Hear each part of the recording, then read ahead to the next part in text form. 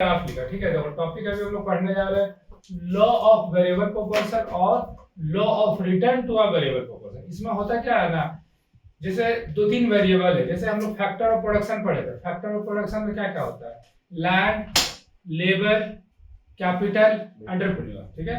ये जो चार मेन फैक्टर ऑफ प्रोडक्शन होता है, जो प्रोडक्शन में इन्वॉल्व होता है, लैंड, लेबर, कैपिटल, एंटरप्रेन्योर। तो कोई एक वेरिएबल, कोई एक जो फैक्टर है उसको हम वेरिएबल रखते हैं। वेरिएबल रखा मतलब वो चेंज हो रहा है, लेकिन बाकी जो फैक्टर है वो फिक्स रहा है, उसमें कोई चेंज नहीं होगा। तब ये सिचुएशन अराइज होता है। फिर से सुन लो, जैसे चार जो फैक्टर है, लैंड, लेबर, कैपिटल और एंटरप्रेन्योर, ठीक है।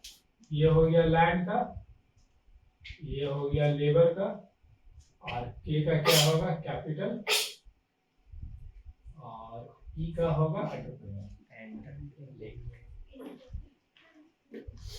ठीक है। अब बेसिकली होता क्या है ना, ये जो चार वेरिएबल है, ठीक है, लैंड, लेबर, कैपिटल, एंटरप्रेन्योर, इसमें से कोई एक फैक्टर को हम लोग वेरिएबल रखेंगे।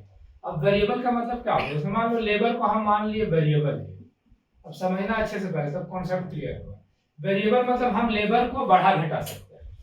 लैंड मेरा फिक्स मान लीजिए, इसको ये फिक्स रहेगा, ये भी फिक्स है, और ये भी क्या है, फिक्स है। इसको हम फिक्स ले लिए पूरा। तो मीनिंग यही हो रहा है, लॉ ऑफ वेरिएबल प्रोपोर्शन का मीनिंग क्या है, कोई एक फैक्टर को हम क्या रखेंगे, वेरिएबल, और बाकी सारा फैक्टर क्या रहेगा, फिक्स।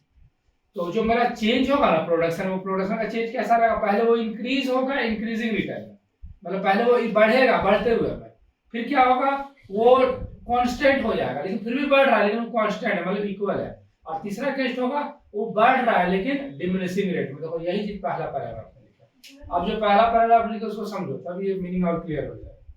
देखो फर्स्ट पैराग्राफ हमने लिखा है, the law of return to a variable proportion state that when output is increase by using only one variable input, एक वेरिएबल इनपुट, ठीक है। वेरिएबल मतलब जो चेंज होगा, जैसे लेबर हम चेंज करेंगे, ठीक है। All other inputs is fix, बाकी सब इनपुट फिक्स है। जैसे वो फिक्स क्या ले लिए, लैंड ले लिए फिक्स, कैपिटल ले लिए फिक्स, और एंटरप्रेन्योर को ले लिए फिक्स ले लिए। तब सिचुएशन क्या होगा, मेरा आउटपुट कैसे होगा, the output increases as an increasing rate, मतलब आउटपुट मेरा बढ़ेगा।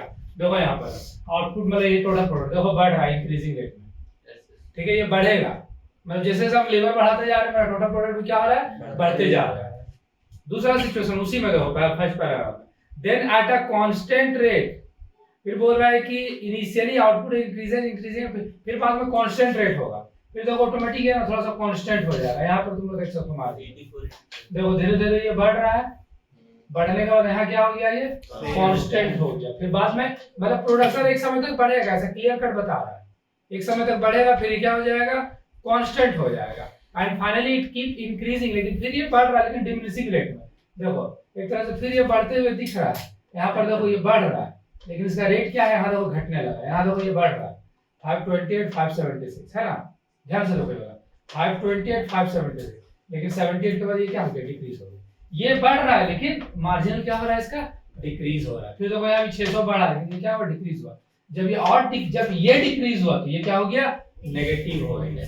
मतलब ये बता रहा है कि कभी हम लेबर का अगर बहुत ज्यादा कोई प्रोडक्शन में हम लेबर का यूज करते हैं, तो जैसे जैसे लेबर का हम यूज करते जाए, जैसे नहीं लगता है कभी हम लोग कि चलो 10 लेबर से भी प्रोडक्शन करा रहे हैं, 20 लेबर कर देता है, रियल लाइफ से समझिए इसको, 20 लेबर कर दिए, तो लेबर जैसे बढ़ा, ये तो मेरा बढ़ रहा है, ठीक है, लेकिन एक समय क्या होगा, मेरा लेबर हम बढ़ा रहे हैं तो मेरा प्रोडक्शन क्या होगा, कांस्टेंट, एकदम कांस्टेंट हो जाएगा। बढ़ रहा है लेकिन वो क्या रहेगा, रेंज उसका कांस्टेंट है। देखो ये तो बढ़ रहा था यहाँ पे, लेकिन इसका जो पेस है वो क्या है, कांस्टेंट। ये एरिया देखो बढ़ रहा है लेकिन ये क्या है, कांस्टेंट है। फिर भी ये बढ़ रहा है लेकिन अब ये क्या हो रहा है, डिक्रीज होना शुरू हो रहा है। तो इसीलिए बोला जाता है कि लेबर अगर हम बहुत ज्यादा यूज कर रहे हैं तो मेरा प्रोडक्शन क्या हो जाएगा, एक समय नेगेटिव चल जाएगा, वो डिक्रीजिंग हो जाएगा। तो यही है लॉ ऑफ वेरिएबल प्रोपोर्शन। तो अब इसमें जो एग्जांपल लिखे हैं, देखो ये एग्जांपल पूरा कॉन्टेक्स्ट है। If more and more labour is used, ज्यादा से ज्यादा जब हम लेबर का यूज करते हैं, then the output initially increase, output जो है वो मेरा बढ़ेगा। ठीक है, देखो आउटपुट मेरा बढ़ रहा है जब ज्यादा लेबर देखो कैसे यूज हुआ। पहला बार में एक लेबर था तो 24 हुआ आउटपुट, लेबर 2 की है, लेबर 3 की है, लेबर 4 की है। ये क्या है? Number of worker. Number of worker मतलब एक तरह से क्या है? ये लेबर है, नंबर ऑफ वर्कर। एक लेबर था देखो 24 प्रोडक्शन हुआ, 2 लेबर हुआ तो 72 हुआ, 3 लेबर हुआ 38 हुआ, 4 लेबर हुआ तो 216 हुआ। यही बात बता रहा है, if more and more labour is used then the output initially increase, initially बढ़ा है एट एन इंक्रीजिंग रेट। देखो ये बढ़ा इंक्रीजिंग रेट में, देखो यहाँ ये बढ़ रहा है तो ये बढ़ा है, इसका रेट इंक्रीजिंग है, इस टेबल से पता चल रहा है ये बढ़ रहा है, इसका रेट क्या है?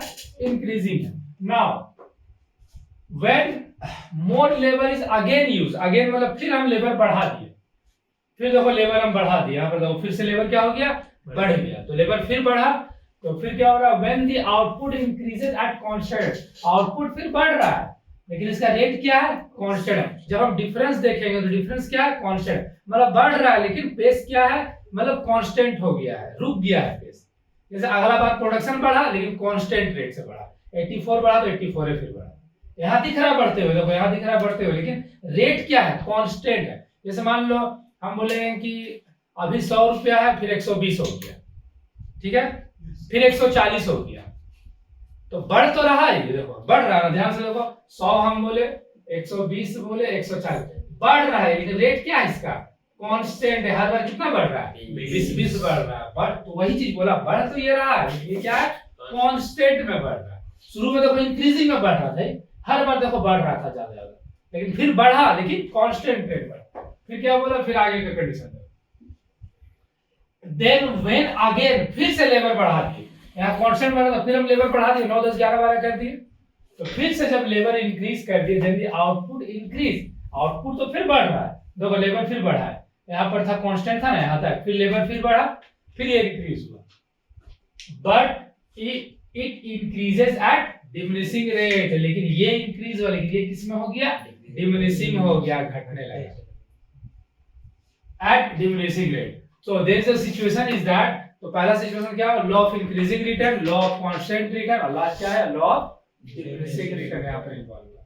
ये क्लियर कट बता रहा है कि अगर हम लोग कि प्रोडक्शन का कोई एक फैक्टर को वेरिएबल रखता है, बाकी को हम लोग फिक्स करते हैं, तो प्रोडक्शन तो धीरे धीरे बढ़ेगा लेकिन एक समय फिर क्या हो जाएगा? वो कांस्टेंट हो जाएगा, फिर एक समय क्या हो जाएगा? वो डिमिनिशिंग रेट से हो जाएगा। This is called law of variable proportion.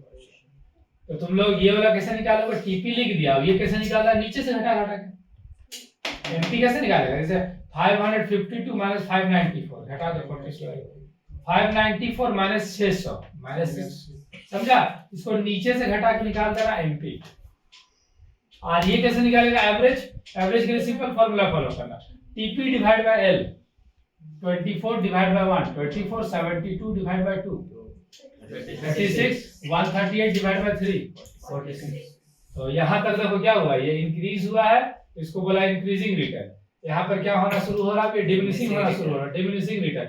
और यहाँ से क्या हो गया? माइनस, तो इसको क्या बोलेंगे? Negative return. ये स्टेजेस हुआ, यही 3 स्टेज होता है इसका। अब इसी चीज को हम लोग को ग्राफ में प्लॉट करना है। अब इसको ग्राफ करेंगे, अब ये जो है ना, अब इसको ग्राफ में शो करेंगे तो इसका रेट आएगा, ये इंक्रीजिंग में आएगा, ये नेगेटिव जाएगा और ये डिक्रीजिंग।